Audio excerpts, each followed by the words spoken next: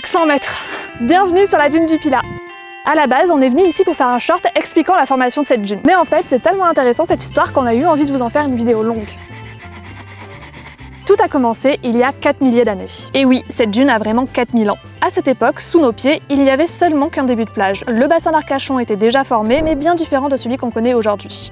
La zone était recouverte de marécages et d'arbres comme des pins maritimes, des bouleaux et des chênes. Au fur et à mesure des siècles, des vents, des marées et des courants marins, le sable s'est accumulé sur toute la côte aquitaine, et particulièrement dans cette zone, à l'embouchure du bassin. Cette dune particulière qui prédomine ici fait environ 100 mètres de haut, 3 km de long et 600 mètres de large.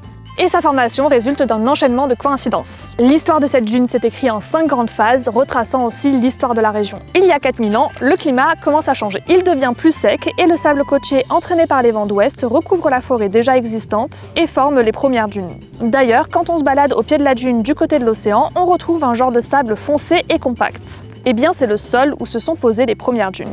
Les scientifiques l'appellent le paléosol 1. Après cette période froide et sèche où le sable s'installe, de la végétation commence à coloniser la zone et structure la dune. Cette végétation va créer ce qu'on appelle le paléosol 2. Vers -1000, le sable s'accumule de nouveau et ensevelit la zone, créant une nouvelle dune mesurant entre 20 et 40 mètres de haut. Et puis rebelote, à la fin du Moyen-Âge, le climat se radoucit et la végétation reprend ses quartiers, ce qui donne le paléosol 3. On retrouve d'ailleurs dans ce paléosol des débris d'activité humaine qui témoignent d'une occupation assez longue.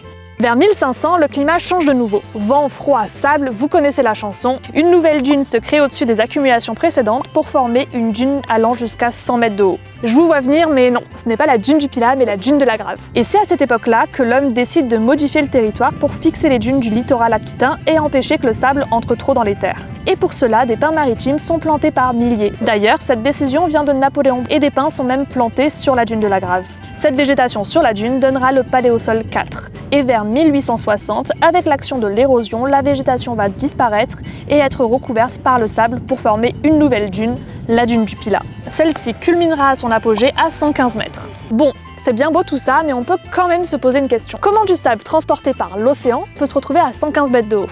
Eh bien, c'est grâce à lui, le banc d'Arguin. Ce banc est là depuis que la dune du Pilat se forme. En fait, le sable qui est charrié par les courants marins se bloque et reste coincé ici. Ensuite, les vents qui proviennent de la mer vont pousser le sable qui affleure sur le banc d'Arguin d'ouest en est. Et où est-ce que ce sable termine sa course ? Eh bien, sur la dune du Pilat. Ce mystérieux banc de sable posé là sert d'intermédiaire et alimente la dune du Pilat en sable depuis des siècles et des siècles.